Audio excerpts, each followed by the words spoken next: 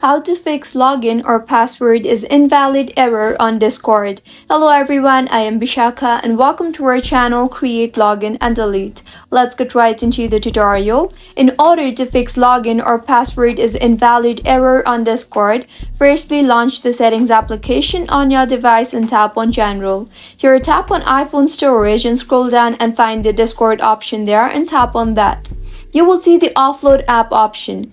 Go ahead and offload the app and reinstall the app again.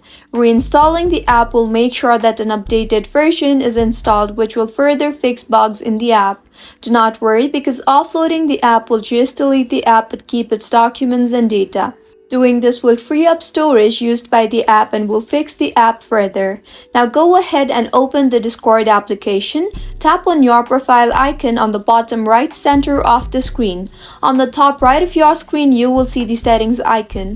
Tap on that and scroll down and tap on logout option and then tap on logout again.